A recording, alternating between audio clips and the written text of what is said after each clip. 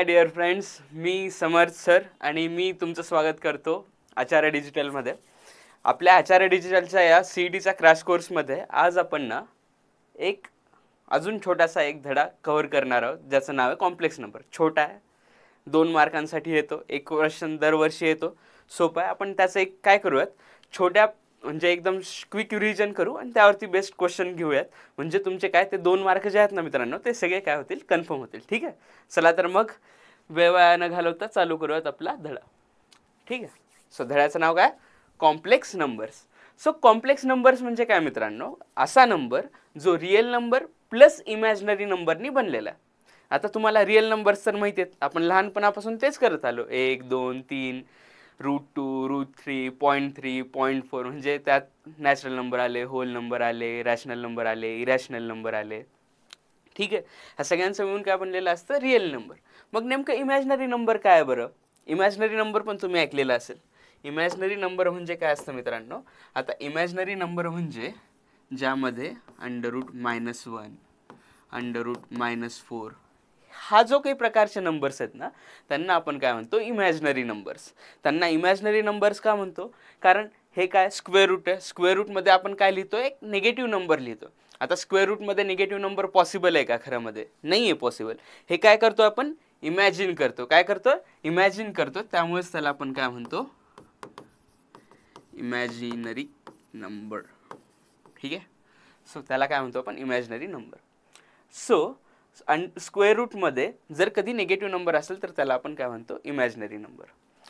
ठीक आहे, सो ह्याला आपण काय नाव दिलं माहिती का, एक स्पेशल नाव दिलं, √1. त्याला आपण काय म्हणतो, आयोटा. ठीक आहे, आणि त्याचं रिप्रेझेंटेशन केलं जातं स्मॉल आयने. ठीक आहे, जर कधी पण स्क्वेअर रूटमध्ये √-1 असेल तर त्याला काय म्हणतो आपण, आयोटा, आणि त्याचं रिप्रेझेंटेशन काय, आय आहे. आणि सिमिलरली आपण ह्याला काय लिहू शकतो बरं, 4 × -1. ठीक आहे, नक्कीच लिहू शकतो. सो ह्याची व्हॅल्यू काय बरं, 2, आणि ह्याची व्हॅल्यू काय, आय. सो कुठल्याही इमॅजिनरी नंबरला आपण आयोटाच्या फॉर्ममध्ये लिहू शकतो. ठीक आहे, सो आयोटा म्हणजे काय, स्क्वेअर रूटमध्ये √-1. आता बोलूयात आपण पुढच्या पार्टकडे. तर आपण पाहिलं की इमॅजिनरी नंबर म्हणजे काय असतात. सो इमॅजिनरी नंबर म्हणजे काय, ज्याच्यामध्ये √मध्ये निगेटिव्ह नंबर असेल. ठीक आहे, सो आपण आता आपल्या मेन टॉपिककडे वळूयात, जो होता complex number. So complex number जो आहे ना, त्याला रिप्रेझेंट केलं जातं झेडने. ठीक आहे, तो झेडने रिप्रेझेंट केलं जातं आणि त्याला लिहितो आपण x + IY असं. तर आय म्हणजे काय, आपला आयोटा. एक्स म्हणजे असतो आपला रिअल नंबर, आणि वाय म्हणजे काय असतो, वाय म्हणजे पण असतो रिअल नंबरच. ठीक आहे, एक्स म्हणजे पण रिअल नंबर आहे, वाय म्हणजे पण रिअल नंबर आहे, पण ह्या वाय सोबत काय, आयोटा आहे. त्यामुळे हा पूर्ण नंबर कसा बनतो, इकडचा वाला इमॅजिनरी नंबर बनतो. त्यामुळे हा पार्ट असतो आपला रिअल पार्ट, आणि हा पार्ट काय असतो, इमॅजिनरी पार्ट. ठीक आहे, एक्स आणि वाय दोन्ही रिअल नंबर असेल, बट हा पार्ट असतो रिअल पार्ट, कारण ह्याच्यासोबत आय आहे का, नाहीये. इमॅजिनरी कशामुळे बनतं, आयोटामुळे. आयोटा जिकडे, तो पार्ट कसा झाला आपला, इमॅजिनरी पार्ट. ठीक आहे, सो हा पार्ट इमॅजिनरी पार्ट आहे, हा पार्ट रिअल पार्ट आहे, आणि real part plus imaginary part मिळून काय बनतो आपला, complex number. Okay, real part plus imaginary part बनून काय बनतो आपला, कॉम्प्लेक्स नंबर. हा तर पार्ट ठीक आहे. आता सपोज आपण एखादा एक्झाम्पल घ्यायचं बघितलं की सपोज z = 3 + 4 आहे. ठीक आहे, हा पण काय एक कॉम्प्लेक्स नंबर आहे, बरोबर आहे. सो आता मला सांगायचं, मी जर विचारलं की मला ह्याचा रिअल पार्ट पाहिजे, रिअल पार्ट काय असणार ह्याचा, 3 आहे. ठीक आहे, हा कुठला पार्ट आहे आपला, रिअल पार्ट. आणि इमॅजिनरी पार्ट काय, इमॅजिनरी पार्ट आहे 4.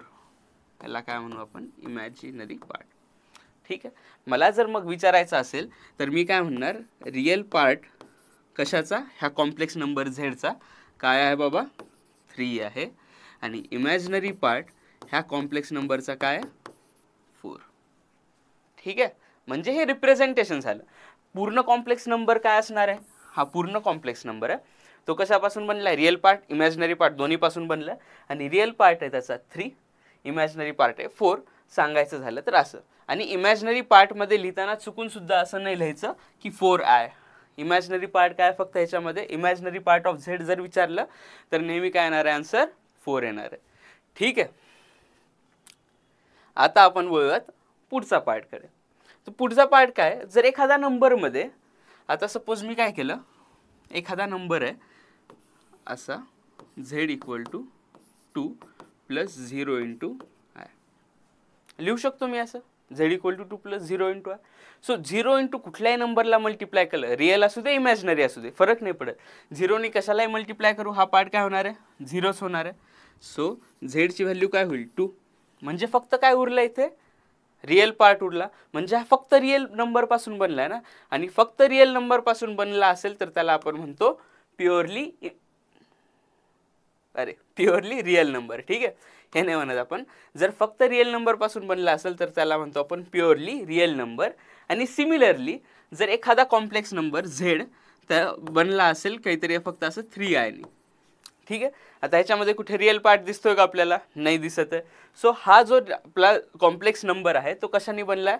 फक्त आणि फक्त इमॅजिनरी पार्टनी. आणि फक्त त्यामध्ये काही रिअल पार्टची भेसळ आहे का? विदाऊट भेसळयुक्त आहे का नाही तो? त्यामुळे त्याला काय म्हणतो आपण? Purely imaginary. म्हणजे जर फक्त रिअल पार्ट असेल तर त्याला काय म्हणतो आपण? Purely real number. आणि फक्त इमॅजिनरी पार्ट असेल तर त्याला काय म्हणतो आपण? Imaginary number. ठीक आहे, हा पार्ट क्लिअर आहे.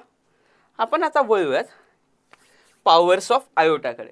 हा खूप जास्त इम्पॉर्टंट पार्ट आहे मित्रांनो. यावरती भरपूर आणि दरवर्षी म्हणजे अल्टरनेट इयर क्वेश्चन येतच असतात. सो आपल्याला हा पार्ट माहीत असणं गरजेचं आहे. काय? Integral powers of iota. ठीक आहे, त्याकडे एकदा आपण फास्टमध्ये बघूयात. सो आपल्याला माहिती आहे की आयोटा म्हणजे काय बाबा? √-1. जर मी ह्याचा स्क्वेअर केला तर काय होईल बरं? -1. कारण कुठल्याही स्क्वेअर गोष्टीचा स्क्वेअर केला तर स्क्वेअर रूट काय होऊन जातं? निघून जातं. सो i² ची व्हॅल्यू काय आली? -1. ठीक आहे. आता मी काय करतो? ह्याचा क्यूब करतो. क्यूब करतो म्हणजे काय? आता इथे काय होईल? -1 × आयोटा म्हणजेच काय आलं? -आयोटा. बरोबर आहे, कारण क्यूब करायचा i² ला मी आयोटाने मल्टिप्लाय केलं. सो -1 × आयोटा काय झालं? -i झालं. ठीक आहे. आणि मी आता काय करतो? आयोटाची पॉवर 4 घेतो. आयोटाची पॉवर 4 म्हणजे काय? आयोटाच्या स्क्वेअरचा स्क्वेअर. आयोटाचा स्क्वेअर म्हणजे काय असणार आहे? -1चा स्क्वेअर म्हणजेच काय झालं? 1. ठीक आहे. सो आयोटाची पॉवर इथे आपण काहीच नसतं म्हणजे काय? 1 लिहिलं तरी चालेल. बरोबर आहे. सो आयोटाची पॉवर 1 = आला √-1. आयोटाचा स्क्वेअर आला -1. आयोटा क्यूब काय आला? -आयोटा. आणि आयोटाची पॉवर 4 काय आली? 1. ठीक आहे. जर आता मी आयोटाची पॉवर 5 करायला गेलो तर काय होईल बरं? आयोटाची पॉवर 4 × आयोटा लिहिलं तर चालेल. हा पार्ट तर आपल्याला माहिती आहे काय असणार आहे? 1. सो राहिलं काय? आयोटा. म्हणजे 1 2 3 4 नंबर आपण रिपीट झाले. 4 नंबर झाल्यावरती 5वी जेव्हा आपण पॉवर घ्यायला चाललो तेव्हा काय आलं? वापस इथं आलो. जर मी आयोटाची पॉवर 6 घेतली तर काय होईल बरं? आयोटाची पॉवर 4 × आयोटाचा स्क्वेअर म्हणजेच काय आलं? -1. कारण आयोटाची पॉवर काय असते? 4 असते. म्हणजे आपण काय सांगू शकतो की दर 4 पॉवर्स नंतर काय येणार आहे? आपल्याला सेम रिझल्ट येणार आहे. ठीक आहे. 1च्या नंतर 5ची पॉवर काय असणार आहे? सेम. 5च्या नंतर 9ची पॉवर काय असणार आहे? सेम. 9च्या नंतर कशाची? 13ची पॉवर काय असणार आहे? म्हणजे व्हॅल्यू सेम असणार आहे. ठीक आहे. सो हा पार्ट काय करायचा आपल्याला लक्षात घ्यायचा आहे. तर वळूयात आपण एक ह्यावरती बेस्ट एखादा क्वेश्चन बघूयात. ठीक आहे. तर क्वेश्चन आपल्याला दिला आहे असा. तर विचारलं काय बाबा की आपल्याला ह्याची व्हॅल्यू काढायला सांगितली. ठीक आहे. हा क्वेश्चन जो आहे, आणि एक महत्त्वाची गोष्ट, आपण हे जे सगळे क्वेश्चन बघतोय ना हे ह्या आधी CETच्या पेपरमध्ये क्वेश्चन आलेले आहेत. म्हणजे अशाच प्रकारचे क्वेश्चन, ह्याच डिफिकल्टी लेवलचे क्वेश्चन तुम्हाला काय करणार आहेत? CETच्या पेपरमध्ये येणार आहेत. सो आपण हा क्वेश्चनकडे बघूया. सो काय दिलं बरं? 1 + आयोटाची पॉवर 5 1 - आयोटाची पॉवर 7. ठीक आहे. असा काहीतरी पार्ट दिला. आता इथं 5 आहे, इथं 7. सो आपण ह्या 7ला असं लिहू शकतो का बरं? 1 मायनस आयची पॉवर 5 इंटू 1 मायनस आयची पॉवर 2. 7ला आपण फक्त 5 आणि 2च्या तुकड्यामध्ये काय केलं? स्प्लिट केलं. ठीक आहे, इथे तर 5ला 5 राहील. आता काय झालं, दोन्हीची पॉवर काय? 5 5. सो ह्याला डायरेक्ट असं लिहिलं तर चालेल का मित्रांनो? 1 प्लस आयोटा 1 मायनस आयोटा होलची पॉवर 5 आणि इथं काय आलं 1 मायनस आयोटाचा स्क्वेअर. का नाही चालणार? नक्की चालेल. ठीक आहे. सो ह्याला आपण काय लिहू शकतो असं? आता बघा, ए प्लस बी इंटू ए मायनस बी म्हणजे काय असतं? ए square minus B square. So हा पार्ट काय झाला? 1चा स्क्वेअर मायनस कशाचा स्क्वेअर? आपल्या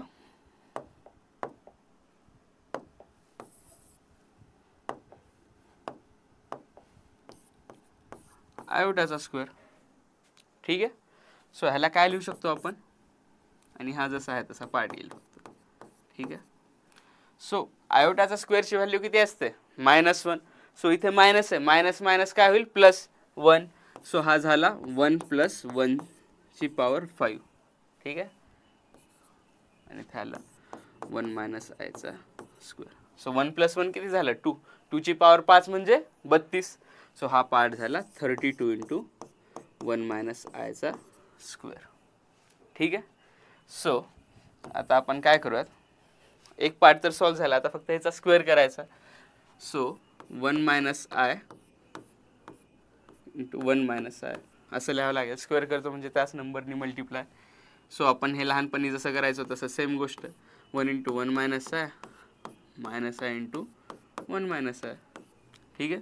so 1 minus iota minus iota आणि minus iota into minus iota काय होईल?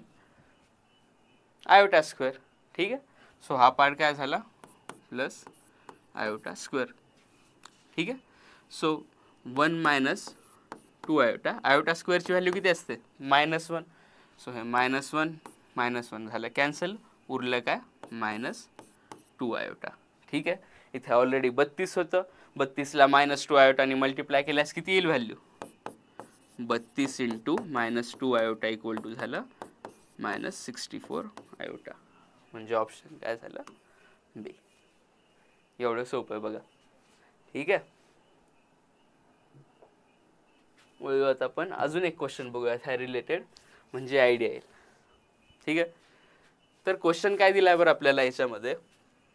क्वेश्चन दिलाय आयोटाची पॉवर 248, आयोटाची पॉवर 246, आयोटाची पॉवर 244. म्हणजे किती मोठे मोठे नंबर आहेत बघा की. आणि त्याच्या खाली 249 म्हणजे खाली पण बऱ्यापैकी मोठा नंबर आहे. सो ह्याला सिम्प्लिफाय कसं करायचं बघूयात आपण. ठीक आहे. दिसायला नंबर फक्त काय आहेत? ये सिर्फ दिखने में खतरनाक है, करने में नहीं. ठीक है. सो अब ऐसे ही कर लेते हैं कि दिया है 248, इथं दिलं 246, इथं दिलं काय? आयोटाची पॉवर 244, आयोटाची पॉवर 242 आणि आयोटाची पॉवर 240. आणि खाली काय दिलं बरं? 249. अरे एक सेकंड.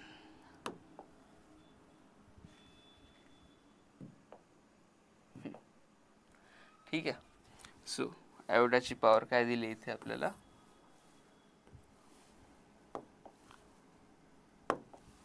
249, आयोटाची पॉवर 247, आयोटाची पॉवर 245, आयोटाची पॉवर 243 आणि आयोटाची पॉवर 241. ठीक आहे. आता ह्याच्यामध्ये आपल्याला बघायचं काय की वरती पाहिलं तर 48, 46, 44, 42, 40, खाली काय 49, 47 म्हणजे 2-2चा गॅप आहे. आणि वरती जर पाहिलं तर आपण सगळ्यामधून 2040 कॉमन काढू शकतो का नाही? आयोटाची पॉवर 2040 कॉमन काढू शकतो कारण सगळे त्यापेक्षा मोठेच आहेत. सो हा पार्ट काय झाला? आपण काय काढलं वरती? आयोटाची पॉवर 2040 कॉमन काढलं. मग इथं काय उरेल? 2048 मायनस 2040 म्हणजेच आयोटाची पॉवर 8. इथे काय उरेल? आयोटाची पॉवर 6.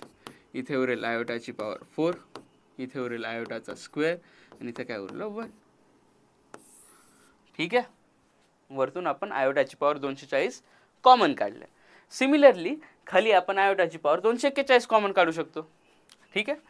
सो खाली काय मिळेल आपल्याला, आयोटाची पॉवर 241 आणि 249 वजा 241 किती उरलं, 8च आहे. इथे किती उरलं, 6. इथे किती उरलं, 4. इथे उरलं आयोटाचा स्क्वेअर, इथे काय उरलं, 1. ठीक आहे. तर हा पार्ट आणि हा पार्ट काय झाला, इथल्या इथे कॅन्सल झाला. उरलं फक्त म्हणजे काय, आयोटाची पॉवर 240 अपॉन आयोटाची पॉवर 241. हे पण काय झालं, 1 अपॉन आयोटा. बरोबर आहे, कारण 40 आहे खाली 1 आहे, दोन्हीमधून एक आपण काय केलं, 240 काय केलं, मायनस केलं. सो उरलं काय, 1 अपॉन आयोटा. आपण काय करूया, तिथे वरती पण आयोटाने मल्टिप्लाय करू, खाली पण आयोटाने मल्टिप्लाय करू. सो काय बनेल, आयोटा अपॉन आयोटाचा स्क्वेअर. ठीक आहे. आता आयोटाच्या स्क्वेअरची व्हॅल्यू किती असते, -1. आताच पाहिलं होतं आपण. सो हा आन्सर काय आला, मायनस आयोटा, म्हणजे ऑप्शन नंबर डी. ठीक आहे. इथे तर लिहिलं करेक्ट आन्सर, सो बरोबर पण आलं आपलं. ठीक आहे. हा जो पार्ट आहे तो डिव्हिजनवाला पार्ट आहे, त्याच्याशी रिलेटेड आपण थेरी बघणारच आहोत, बट इथे फक्त एकदा आपण आयोटाशी रिलेटेड क्वेश्चन होता म्हणून इथे घेऊन टाकला. ठीक आहे. सो वळवत आपण आता नेक्स्ट पार्टकडे.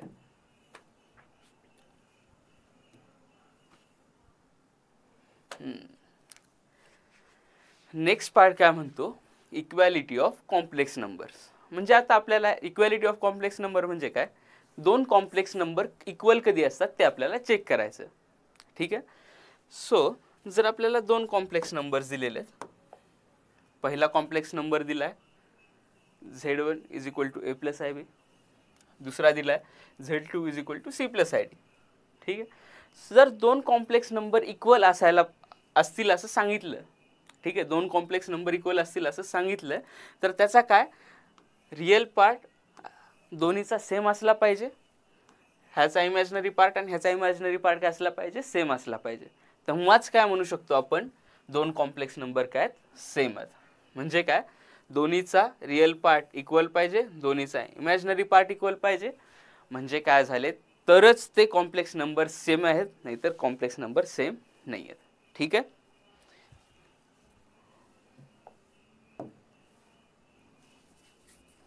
आता आपण सिमिलॅरिटी जर पाहिली, आता काय बघूयात, कॉन्जुगेट ऑफ कॉम्प्लेक्स नंबर.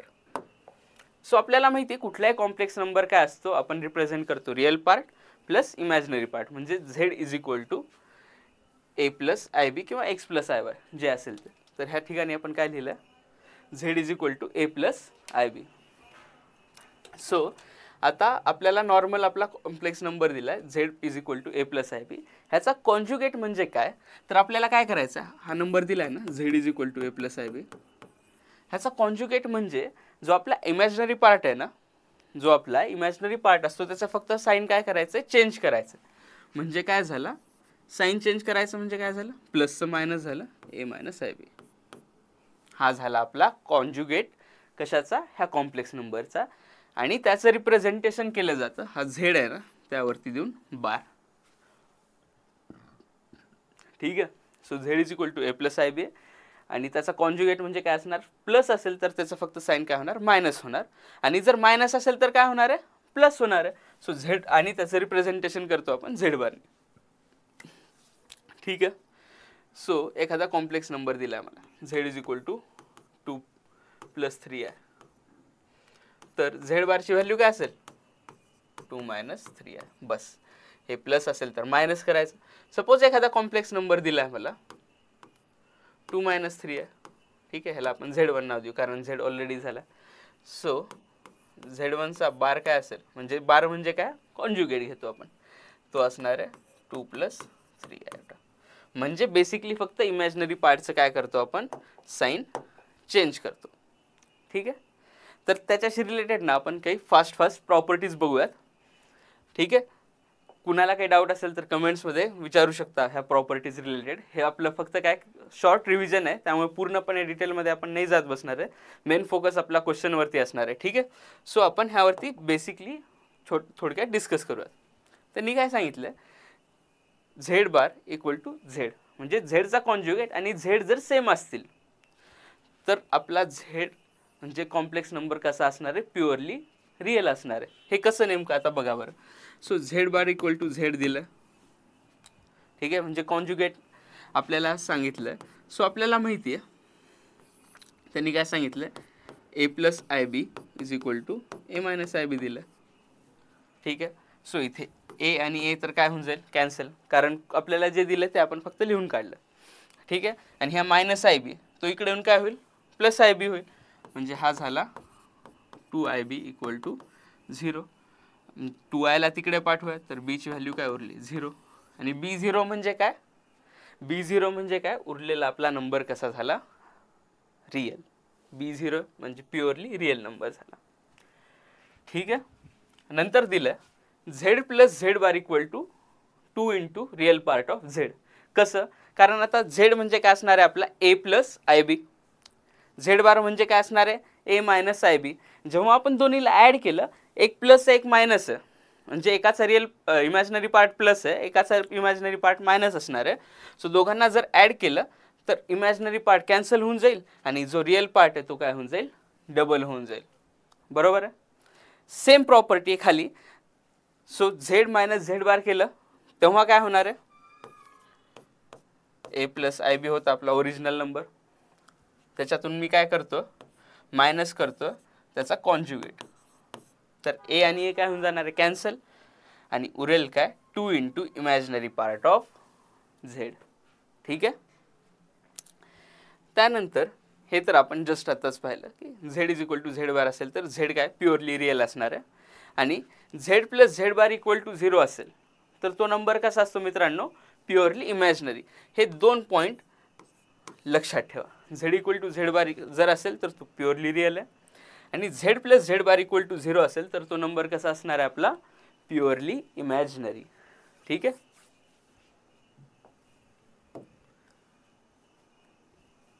ह्याच्या आणखीन काही प्रॉपर्टीज आहेत, ठीक आहे. सो आपल्याला 2 कॉम्प्लेक्स नंबर दिलेले आहेत, Z1 आणि Z2, ठीक आहे.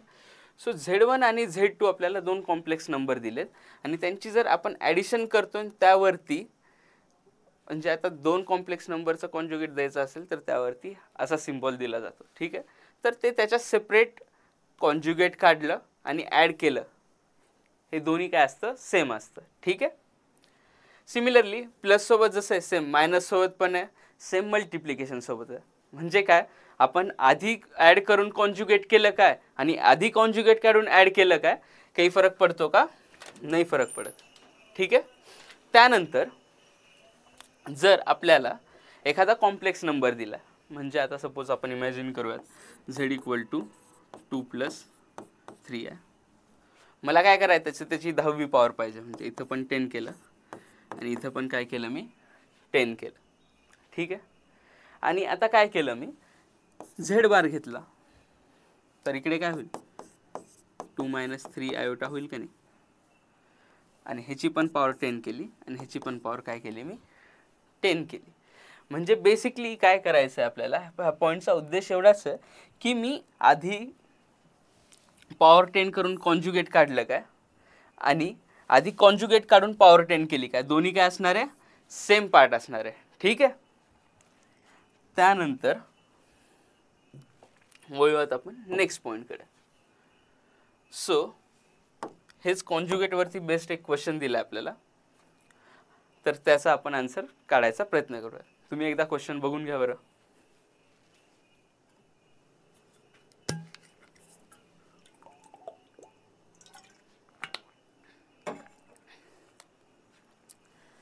सो क्वेश्चनमध्ये आपल्याला काय सांगितलं, एक कॉम्प्लेक्स नंबर हा दिला, दुसरा कॉम्प्लेक्स नंबर हा दिला आणि सांगितलं काय ते एकमेकांचे कॉन्जुगेट आहेत, ठीक आहे.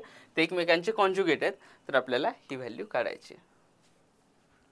तर चला तर मग बघूयात. सो पहिला कॉम्प्लेक्स नंबर दिला 3x + 2 = -y - 3, हा एक कॉम्प्लेक्स नंबर आहे. दुसरा कॉम्प्लेक्स नंबर दिला 6x + 3 + 2y minus 4 equal to, ठीक आहे. हे दोन कॉम्प्लेक्स नंबर आपल्याला सांगितलेले आहेत. सो हे एकमेकांचे काय सांगितले त्यांनी, कॉन्जुगेट्स आहेत. हा एक दुसऱ्यांचे काय आहेत, कॉन्जुगेट्स आहेत. त्यामुळे आपल्याला माहिती आहे कॉन्जुगेट्समध्ये काय असतं, इमॅजिनरी पार्टचं फक्त काय करतो आपण, साईन चेंज करतो आणि ते काय असायला पाहिजे, इक्वल असायला पाहिजेत. आणि रिअल पार्टमध्ये काही चेंज करतो का, बिलकुल नाही.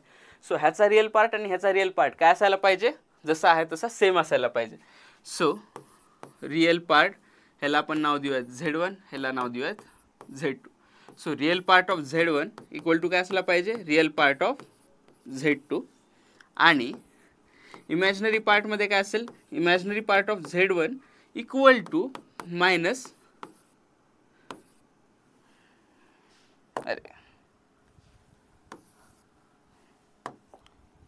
Imaginary part of Z2. फक्त इथं काय येतं, एक मायनस सिम्बॉल येतं. का, कारण आपण आपली कॉन्जुगेट मधली प्रॉपर्टीच आहे काय, की एक दुसऱ्याचा कॉन्जुगेट असेल तर त्याचं फक्त काय करायचं, आपल्याला साईन चेंज करायचं. सो इथे काय असणार आहे, मायनस असणार आहे. सो रिअल पार्ट कम्पेअर करू. सो काय आलं आपल्याला, 3x + 2 इक्वल टू 6x + 3, ठीक आहे. आणि ॲट द सेम टाइम ह्याचा रिअल पार्ट, इमॅजिनरी पार्ट काय बरं, मायनस 5y मायनस 3. आणि ह्याचा इमॅजिनरी पार्ट काय, 2y मायनस 4. फक्त इथं काय येणार आहे, मायनस का, कॉन्जुगेट. सो हे मायनस आणि हे मायनस काय झालं, कॅन्सल झालं, ठीक आहे.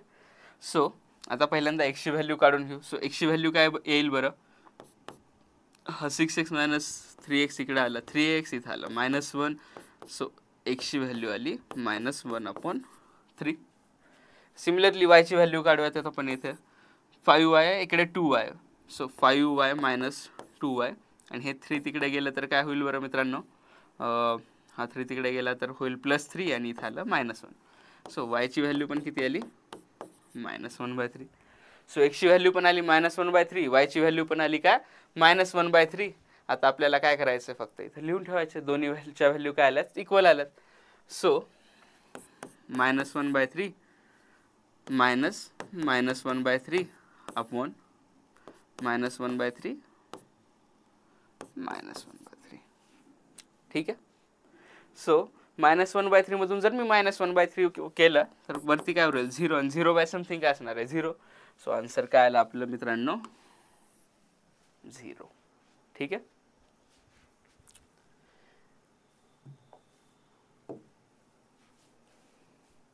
त्यानंतर येतं अल्जेब्रा ऑफ कॉम्प्लेक्स नंबर. आपल्याला माहिती आहे की रिअल नंबरमध्ये आपण जे ॲडिशन करतो की 2 + 3 काय येतं, 5 येतं, 2 - 3 काय येतं, -1 येतं. म्हणजे हे रिअल नंबरसोबत आपण ॲडिशन, सबस्ट्रॅक्शन, मल्टिप्लिकेशन, डिव्हिजन ह्या सगळ्या गोष्टी शिकलेल्या आहेत. सेम गोष्टीचं आपल्याला काय करायचं, कॉम्प्लेक्स नंबरमध्ये पण नेमकं कशा असतात ते जाणून घ्यायचं. सो जर आपल्याला 2 कॉम्प्लेक्स नंबर दिलेले असतील तर त्यांचं ॲडिशन करायला काय करतो आपण माहिती आहे का, पहिल्या कॉम्प्लेक्स नंबरचा रिअल पार्ट घ्यायचा, दुसऱ्या कॉम्प्लेक्स नंबरचा रिअल पार्ट घ्यायचा आणि दोन्हीला ॲड करायचं, बाजूला ठेवला तो. नंतर पहिल्या कॉम्प्लेक्स नंबरचा इमॅजिनरी पार्ट घ्यायचा, दुसऱ्या कॉम्प्लेक्स नंबरचा इमॅजिनरी पार्ट घ्यायचा, दोघांना ॲड करायचं. म्हणजे रिअलचं रिअलसोबत लावायचं, इमॅजिनरीचं इमॅजिनरीसोबत लावायचं. मग ते भले आपण ॲड करताना असेल, सो सेम गोष्ट ॲडिशन असेल काय किंवा सबस्ट्रॅक्शन असेल काय, तर बेसिकली ॲड करताना पण आपण काय करतो, रिअलचं रिअलसोबत करायचं आणि वजाबाकी करताना आपण काय करतो, इमॅजिनरीचं इमॅजिनरीसोबत काय करतो, आपण पार्ट घेतो. इथे फक्त काय येईल, सबट्रॅक्शनच्या वेळेस इथं मायनस येईल, इथं पण मायनस येईल, इथे मायनस येईल आणि इथे पण मायनस येईल, ठीक आहे. तर मग आपण आता काय करूयात, algebra of complex numbers study करूयात. आपण आपले जे रिअल नंबर असतात बरोबर आहे, त्यांचं ॲडिशन बघितलं, सबट्रॅक्शन कसं करतात, मल्टिप्लिकेशन, डिव्हिजन ह्या सगळ्या गोष्टी आपण कशाच्या बघितल्यात, रिअल नंबर्स. त्या सेम गोष्टी कशाच्या करायच्या शिकणार आहेत आपण आता, कॉम्प्लेक्स नंबरचं, ठीक आहे. सो आपल्याला जर 2 कॉम्प्लेक्स नंबर दिलेले असतील Z1 आणि Z2, जर मला ह्यांची ॲडिशन करायची असेल ना, तर मी काय करणार, Z1चा रिअल पार्ट घ्यायचा आणि तो ॲड कशासोबत करायचा, Z2च्या रिअल पार्टसोबत. आणि Z1चा इमॅजिनरी पार्ट घ्यायचा आणि Z2चा इमॅजिनरी पार्ट करायचा, दोघांना ॲड करायचं. बस ॲडिशनमध्ये काय, रिअलचं रिअलसोबत करायचं, इमॅजिनरीचं इमॅजिनरीसोबत करायचं, ठीक आहे. आणि सेम गोष्ट कशासोबत असणार आहे, सबट्रॅक्शनमध्ये पण काय असणार आहे, सेम गोष्ट करायची, फक्त काय असणार आहे, रिअलमधून रिअल वजा करायचं आणि इमॅजिनरीमधून इमॅजिनरी वजा करायचं, बस. ठीक. सो ह्यांच्या काही प्रॉपर्टीज आहेत. ठीक आहे, ह्या ॲडिशनच्या ज्या काही प्रॉपर्टीज आहेत त्यावरती आपण एकदा वाचून घेऊया. ह्या एक्झाममध्ये कधी आलेल्या नाहीत, बट आपल्याला माहिती असणं गरजेचं आहे. ठीक आहे. सो ॲडिशन जे आहे ते कम्युटेटिव्ह आहे. म्हणजे कम्युटेटिव्ह म्हणजे काय, सपोज दोन कॉम्प्लेक्स नंबर आहेत Z1 आणि Z2. So Z1 + Z2 is equal to काय असतं, Z2 + Z1. म्हणजे जसं की आता सपोज मी म्हटलं 3 + 4 = 7 आहे आणि 4 + 3 पण काय 7 आहे. म्हणजे कुठल्या आधी लिहा किंवा कुठल्या नंतर लिहा, काही फरक पडतो का, नाही. त्याला काय म्हणतो आपण, कम्युटेटिव्ह. दुसरी प्रॉपर्टी आहे असोसिएटिव्ह. म्हणजे काय, कॉम्प्लेक्स नंबरचं ॲडिशन जे आहे ते असोसिएटिव्ह असतं. म्हणजे 3 कॉम्प्लेक्स नंबर्स घेतलेत आपण, Z1, Z2 आणि Z3. सो पहिल्यांदा Z1 आणि Z2चे ॲडिशन केले मी आणि नंतर Z3 ॲड केलं, किंवा पहिल्यांदा Z2 आणि Z3 ॲड केलं, नंतर मग Z1 ॲड केलं, तर दोन्हीची व्हॅल्यू काय असणार आहे मित्रांनो, सेम असणार आहे. ठीक आहे. ह्यालाच काय म्हणतो आपण, ॲडिशन इज असोसिएटिव्ह. त्यानंतर एक्झिस्टन्स ऑफ ॲडिटिव्ह आयडेंटिटी. म्हणजे काय की कुठल्याही कॉम्प्लेक्स नंबरमध्ये जर मी 0 ॲड केलं तर मला वापस काय मिळणार आहे, तोच कॉम्प्लेक्स नंबर वापस मिळणार आहे. ठीक आहे. त्याला काय म्हणतो, एक्झिस्टन्स ऑफ ॲडिटिव्ह आयडेंटिटी. आणि नंतर एक्झिस्टन्स ऑफ ॲडिटिव्ह इनव्हर्स. त्याचा अर्थ काय होतो की सपोज कुठला एखादा कॉम्प्लेक्स नंबर आहे Z, त्यामध्ये मी त्याचा निगेटिव्ह पार्ट ॲड केला तर मला काय मिळतं, 0. ऑब्व्हियसली कॉमन सेन्स आहे. जर एखाद्या गोष्टीमध्ये पॉझिटिव्हमध्ये मी सेम निगेटिव्ह गोष्ट ॲड केली तर मला काय मिळणार आहे, 0. तेच काय सांगतं आपलं एक्झिस्टन्स ऑफ ॲडिटिव्ह इनव्हर्स. ठीक आहे. सो नंतर येतं, जसं आपण ॲडिशन पाहिलं तसं आता काय आहे, मल्टिप्लिकेशन. सो सपोज मला 2 कॉम्प्लेक्स नंबर आहेत, Z1 = A + IB आणि Z2 = C + ID. जर मला ह्यांचं मल्टिप्लिकेशन करायचं असेल तर ते कशाच्या बरोबर असतं मित्रांनो, AC - BD + iota × AD + BC. ठीक आहे. म्हणजे नेमकं कसं बरं, सो सपोज एखादा कॉम्प्लेक्स नंबर आहे माझा A + IB, दुसरा कॉम्प्लेक्स नंबर आहे C + ID. ठीक आहे. जर मल्टिप्लिकेशन करायचं असेल तर काय होणार, एचं मल्टिप्लिकेशन ह्याच्यासोबत होणार आणि नंतर ह्याच्यासोबत होणार आणि त्यानंतर ह्याचं मल्टिप्लिकेशन ह्याच्यासोबत होणार आणि ह्याच्यासोबत होणार. जसं आपण सेम नॉर्मली करतो ना तसंच गोष्टी करायच्यात, फक्त काय होणार ह्यामध्ये बघा बरं. सो एचं मल्टिप्लिकेशन कशासोबत होणार, C + ID सोबत, आणि नंतर कशाचं, IBचं मल्टिप्लिकेशन पण काय होणार, C + ID सोबत झालं. सो करा मल्टिप्लाय. सो आलं AC + AD × I + IBC × IB × ID. So IB × ID काय होईल, I² BD. IB × ID काय होईल, I² BD. आणि I² ची व्हॅल्यू किती असते, -1. सो उरलं काय इथे BD. मग ह्याला फक्त काय केलं आपण, रिअलवाला पार्ट रिअल सोबत ठेवायचा, इमॅजिनरीवाला पार्ट इमॅजिनरी पार्टला देऊन टाकला. सो रिअलवाला पार्ट काय राहिला इथे, AC - BD, आणि इमॅजिनरीवाला पार्ट हा आहे, त्याला लिहिलं आपण AD + BC × I. झालं. ठीक आहे. कूल. मग आपण काय नेक्स्ट पार्टकडे. आणि ह्या सेम प्रॉपर्टीज आहेत ज्या ॲडिशनमध्ये पाहिल्या होत्या, सेम काय आहेत ह्या प्रॉपर्टी आहेत. तिकडे जसं पाहिलं होतं सेम इथं एकदा वाचून घ्या आणि काही डाऊट असेल तर कमेंटमध्ये विचारू शकता. ठीक आहे. एक्झाममध्ये नाही येते म्हणून आपण डिस्कस नाही करत आहे, आपल्याला वेळ कमी राहिला आहे बस, नाही तर बघायला काही नाही, पण सेम ॲडिशनसारखं होतं.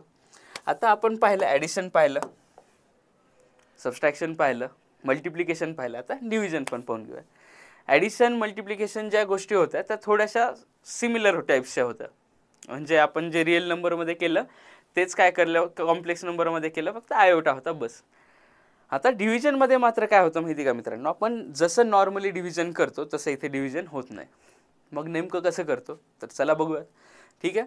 सो मला एक कॉम्प्लेक्स नंबर दिला A + IB, दुसरा कॉम्प्लेक्स नंबर दिला C + ID, आणि ह्या A + IBला C + ID ने डिवाईड करायचं.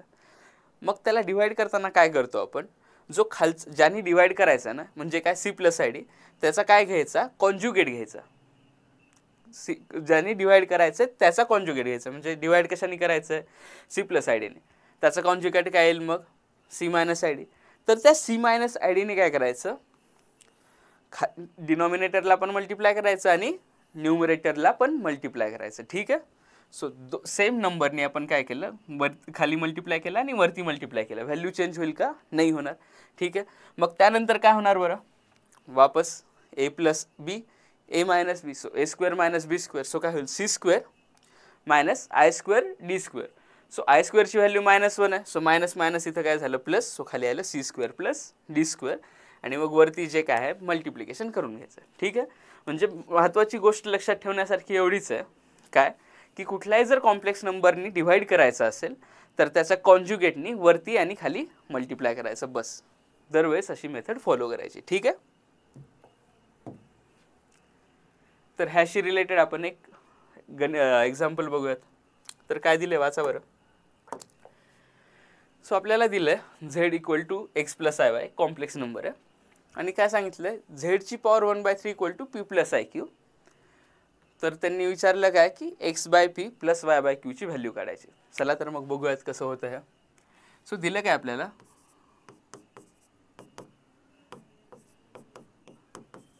बरोबर आहे. सो झेडचा क्यूब दोन्ही साईडला आपण क्यूब करूयात. सो इथं काय होईल,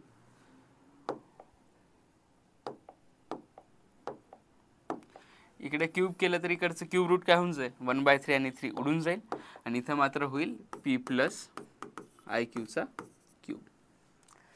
आता आपल्याला ए प्लस बी होल क्यूबचा फॉर्म्युला माहिती आहे. काय ए प्लस बी होल क्यूबचा फॉर्म्युला, ए क्यूब म्हणजे पीचा cube plus 3 into P square i cube plus 3 into P into i क्यूचा स्क्वेअर प्लस आय क्यूचा क्यूब. बरोबर आहे. ए प्लस बी होल क्यूबचा फॉर्म्युला वापरला आणि झेड म्हणजे काय दिलं त्यांनी, एक्स प्लस आय वाय दिलं. ते जसं आहे तसं इथे लिहून टाकू. ठीक आहे. आता ह्याला सिम्प्लिफाय करून घेऊ. सो हा पार्ट काय आला P cube, so 3p square Q into I, नंतर इथं काय आलं 3p आणि आय क्यूचा स्क्वेअर केल्यावरती काय होईल i square into Q square. So i स्क्वेअरची व्हॅल्यू होते -1. सो इथे आपण डायरेक्टली काय करू टाकूयात, मग लगेच -1 लिहून पण टाकू. सो हा पार्ट काय झाला -3p क्यू स्क्वेअर आणि हा पार्ट काय आला आय क्यूब आणि क्यू क्यूब. सो आय क्यूबची व्हॅल्यू किती असते -i आणि क्यू क्यूबची तर क्यू क्यूब. सो हा आला -i इंटू क्यू क्यूब. ठीक आहे. आता सगळं हे झाल्यावरती नेहमी एक लक्षात ठेवायचं, रिअलवाला पार्ट रिअलवाल्या पार्टसोबत कम्पेअर करायचा आणि इमॅजिनरीवाला इमॅजिनरीसोबत. So P cube -3p cube square plus 3p square cube minus Q cube into iota equal to काय एक्स प्लस आय वाय.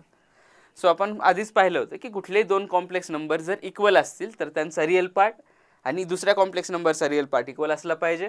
पहिल्या कॉम्प्लेक्स नंबरचा इमॅजिनरी पार्ट आणि दुसऱ्या कॉम्प्लेक्स नंबरचा इमॅजिनरी पार्ट काय असला पाहिजे, इक्वल असला पाहिजे. सो ह्यावरून आपण काय म्हणू शकतो, X is equal to P cube minus 3p Q square आणि वाय काय म्हणू शकतो आपण 3p square cube minus Q cube. ठीक आहे. सो आपल्याला एक्सची व्हॅल्यू आली आणि वायची व्हॅल्यू आली. सो त्यांनी विचारलं काय क्वेश्चनमध्ये आपल्याला x/p करायचं आहे आणि y/q करायचं आहे. सो दोन्ही साईडला आपण काय करूयात, x/p आहे ना, सो x/p केलं. सो इकडे पण p करावं लागेल आणि y काय करायला सांगितलं त्यांनी q. सो इथे काय हा p आणि इथं क्यूबचं तर 2 इथं राहील आणि एक p काय होऊन जाईल, गायब होऊन जाईल. आणि सिमिलरली इकडे काय इकडचा एक क्यूब आणि इकडचा क्यूचा स्क्वेअर होईल. सो बेसिकली राहिलं काय आपल्याला x/p प्लस y/q ची व्हॅल्यू येईल. x/p ची व्हॅल्यू काय सांगा बरं मित्रांनो, इथं आहे p square minus 3q square आणि हा काय उरला 3p square minus q square. So इथे जेव्हा आपण ॲड करू p square plus 3p square म्हणजे 4p स्क्वेअर होईल आणि minus 4q square. So 4 into p square minus 4 into q square. So option number B. ठीक आहे.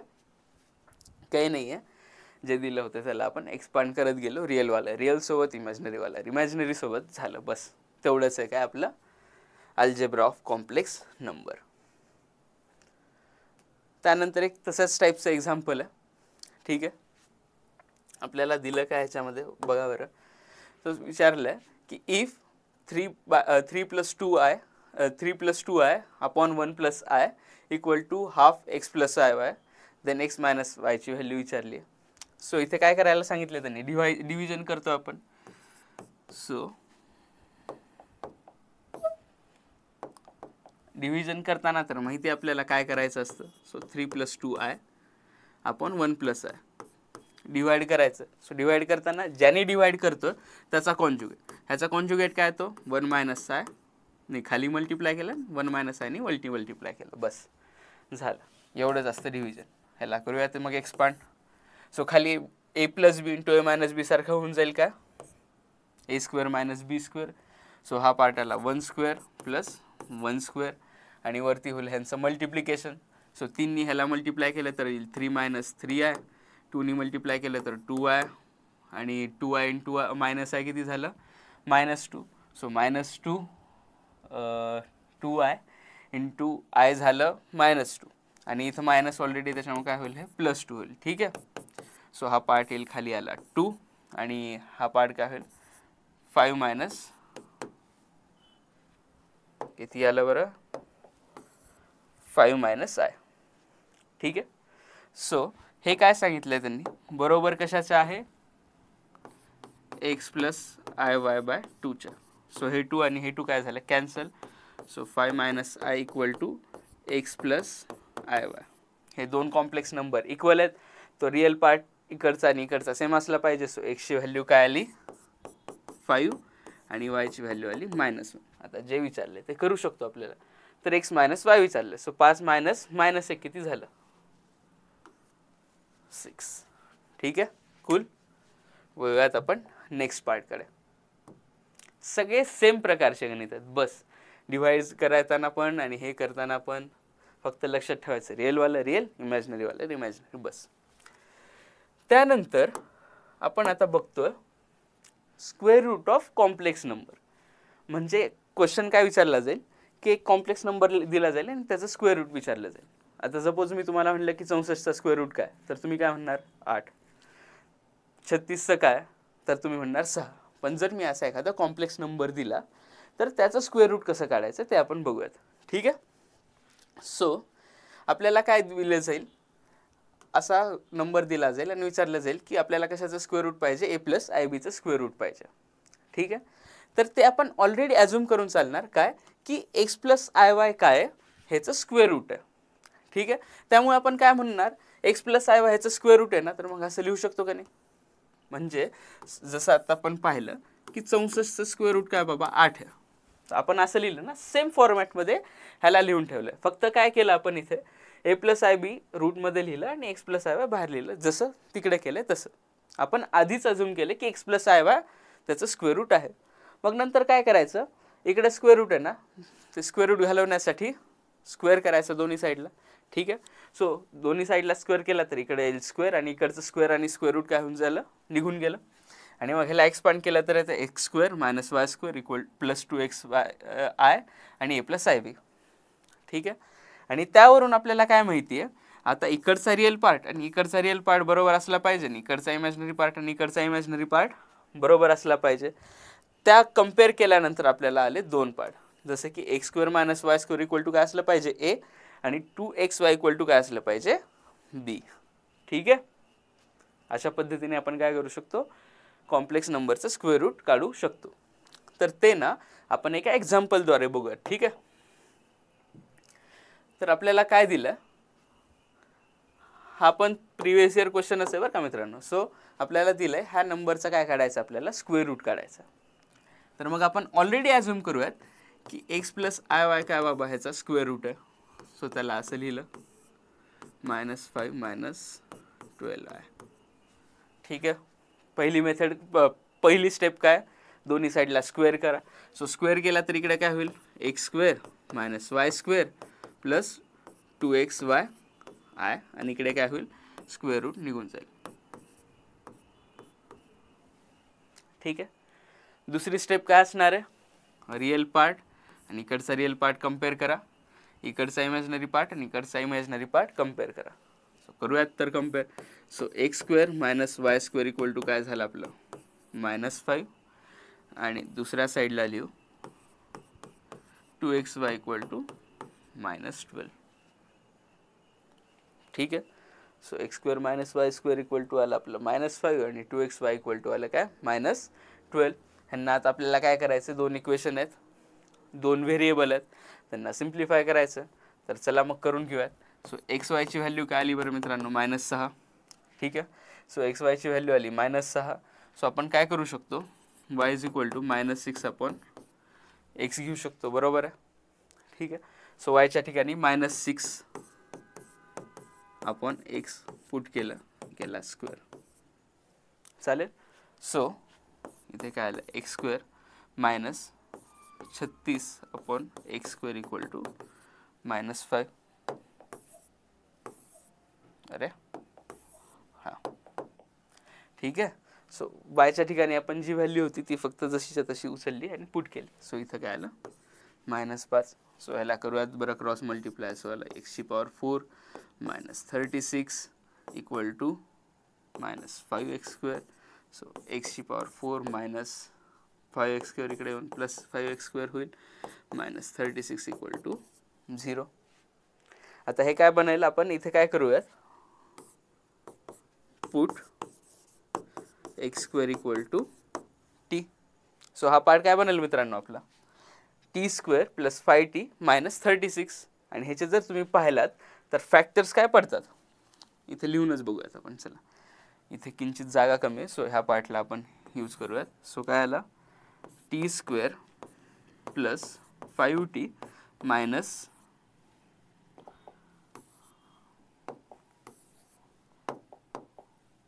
36 equal to 0. So t square plus 9t minus 4t minus 36 equal to 0. So t plus 9 आणि ह्याच्यानंतर आपलं काय common येईल बरं दुसरा part t minus 4 equal to 0. So दोन व्हॅल्यू आल्या टी इक्वल टू -9 आणि टी इक्वल टू 4. ठीक आहे. बट टी म्हणजे काय होतं आपला एक्स स्क्वेअर. बरोबर आहे ना. आपण काय केलं होतं एक्स स्क्वेअरला टी पुट केलं होतं. इकडे काय येईल part x square equal to -9 आणि एक्स स्क्वेअर इक्वल टू 4. आता एखादा कुठल्या गोष्टीचा स्क्वेअर जो आहे तो निगेटिव्ह असू शकतो का नाही, त्याच्यामुळे हे आन्सर नाही येणार. So x square equal to काय आलं 4.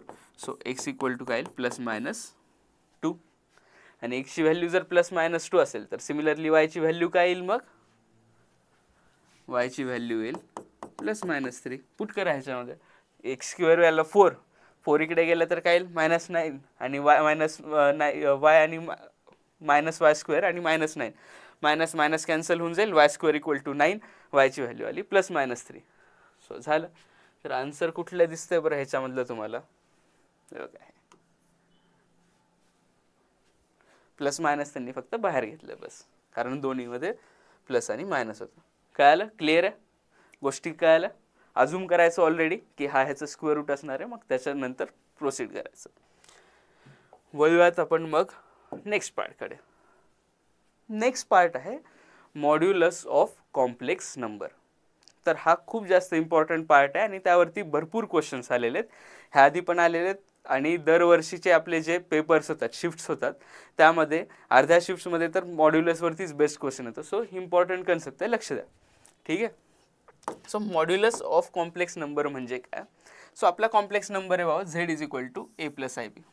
तर ए काय होता आपला रिअल पार्ट, बी काय होता इमॅजिनरी पार्ट. बरोबर आहे. तर झेडचा मॉड्युलस काढणं म्हणजे काय करतो आपण, हा रिअल पार्टचा स्क्वेअर करा, इमॅजिनरी पार्टचा स्क्वेअर करा आणि त्याला स्क्वेअर रूट लावलं, तो जो रिझल्ट येईल तो म्हणजे काय झाला आपला मॉड्युलस ऑफ कॉम्प्लेक्स नंबर. आणि रिप्रेझेंट करतो आपण जसं मॉड्युलस ऑफ 4, मॉड्युलस ऑफ 3 असं लिहितो, तसं कॉम्प्लेक्स नंबरमध्ये पण सेम रिप्रेझेंटेशन आहे. 2 असे बार्स लिहिले की मॉड्युलसचं रिप्रेझेंटेशन येतं. ठीक आहे, क्लिअर आहे.